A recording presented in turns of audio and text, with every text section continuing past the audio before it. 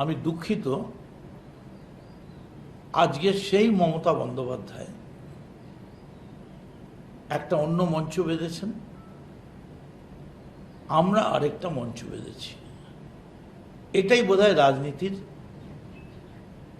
সব থেকে বড় পরিহাস। কিন্তু এ ব্যাপারে কোনো সন্দেহ নেই, যদি মমতা বন্দ্যোপাধ্যায় সেদিন 21শে জুলাই না করতেন, আরো 50 বছর সিপিএম ক্ষমতা থেকে যেত না। এবং তৎকালীন প্রদেশ কংগ্রেস সোমেন মিত্র প্রতি মুহূর্তে আমাদের পেছন থেকে নয়, সামনে থেকে, পেছন থেকে, পিঠ থেকে, পাশ থেকে কন্টিনিউয়াস আমাদের ছুরি মেরেছিলেন। এবং ওরাই পুলিশকে বলে দিয়েছিলেন এটা এই রক্তাক্ত হবে। একটা কথা আমি বলিনি খালি আপনাদের, সকাল 8:30টার সময় 21শে জুলাই আমি মমতা ব্যানার্জির বাড়িতে গিয়েছিলাম। যেদিন ঘটনা ঘটে সেদিন আমাদের মধ্যে কিছু কথাবার্তা হয়েছিল। সব কথা সব সময় সব জায়গায় বলা যায় না। আজকে আমি বলতে বাধ্য হচ্ছি, আমার খুব কষ্ট লাগছিল। একটু আগে আমি মেয়র রোড দিয়ে আসছিলাম, প্রচণ্ড বৃষ্টি দেখে আমি মেয়র রোডে দাঁড়িয়ে গেলাম। 50টা ছেলে ভিজে ঝোড়ো কাকের মতো তারা এসে আমায় বলছে, আচ্ছা আমরা কোথায় যাব, আমাদের থাকার জায়গা, আচ্ছা আমরা কোনো খাওয়া দাওয়া বা কিছু তো কেউ বলেনি, তোমাদের কেউ জানায়নি কিছু? তো বলো না, আমাদের তো কিছু বলেনি, কিন্তু আমরা বুঝতে পারছি না আমরা কি করব। আমি তখন আমার পকেট থেকে সামান্য কিছু টাকা আর ওই ডেকোরেটরের যে জামা কাপড়, ওই কাপড় টাপড়গুলো দিয়ে ওদের বলবেন এগুলো দিয়ে মাথা টাথা গা হাত পা মুছে, কিছু যদি না পাও ক্ষুদিরাম অনুশীলন কেন্দ্রে চলে যাও, ওখানে গিয়ে আমার কথা বলো। আর সঙ্গে সঙ্গে আমি অরূপ, আমাদের স্বর্ণদার ছেলে সন্দীপনকে ফোন করে বলে দিলাম যে এই সিস্টেমে তো প্রত্যেকবারই লোক আসে, কিন্তু এবার কোনো সিস্টেম ওরা করেনি। কেন করেনি?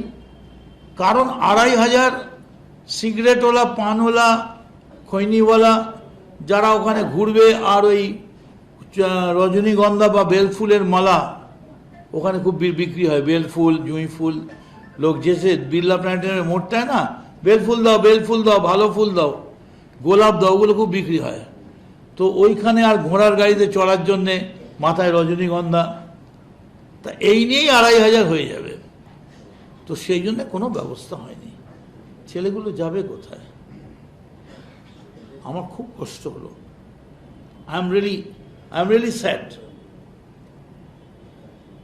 বাট আজকে কেন হলো? And that is the main motive of this life. Why this has happened? Abhishek Bandyopadhyay কাছে আমি ব্যক্তিগতভাবে গিয়েছিলাম, আমিও ছিলাম, আমার সঙ্গে কুণাল ঘোষও ছিল। আমরা দুজনে মিলে আজ থেকে 12 দিন আগে, rather 15 days before, অভিষেক বন্দ্যোপাধ্যায়কে বলেছিলাম একটা স্টেটমেন্ট করে বলে দে যে আমি সব কিছুর জন্য দায়ী, আমায় আপনারা মুক্তি দিন, আমি সব দায়িত্ব থেকে সরে যাচ্ছি, আপনারা চালান পার্টি, 1 বছর আমাকে অন্য কাজ করতে, কত কাজ করার আছে, ব্যবসা করো, রিসার্চ করো, পড়াশোনা করো। তার উত্তরে অভিষেক আমাদের বললেন যে আমি যে ছেড়ে দেবো তার বদলে আমায় কি দেবে? তা আমরা বললাম এটা তো মানে ওই বিয়ের পাকা দেখা নয় যে তুমি গলার হার দেবে আমি তোমায় আংটি দেবো। এটা সিম্পল পলিটিক্যাল ডিসিশন। তখন বললো তাহলে আমাকে আমেরিকাটা ছেড়ে দিক, তা আমি আমেরিকা ওরা কি করে ছাড়বে? আমেরিকা ছাড়বে তো কোর্ট। আর আমেরিকা গিয়ে কেউ যদি না ফেরে তখন কি হবে? তাহলে একটা কাজ করুক, আমি যা যা বলবো সেই কন্ডিশনগুলো ফুলফিল করুক।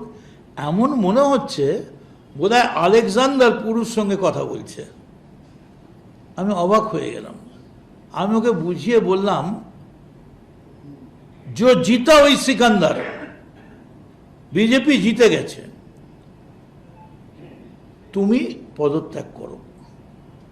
আজকে হঠাৎ আমি শুনলাম, পরশুদিন গতকাল উনি বলছেন আমি পদত্যাগ করতে রাজি আছি, এক্ষুনি পদত্যাগ করব, চলে আসুন আপনারা। সব ড্রামা, কেউ ফিরবে না। কি করে ফিরবে? আপনি যদি নাটকের চূড়ান্ত মুহূর্তটা আপনি ভিলেনের মতো হিরোর জায়গায় নিজেকে প্লেস করে নিজে পছন্দ করেন, তাহলে তো হতে পারে না। আপনি যদি 15 দিন আগে বলতেন, আরে এটাই তো হতো যে কালকে মেসির মতো আপনি মিস করতেন না, আমরাই আপনাকে তুলে এনে আমাদের বাসে নিয়ে চলে আসতাম, কি হতো? 1 লক্ষ লোক হবে, একটা লোক বাড়তো।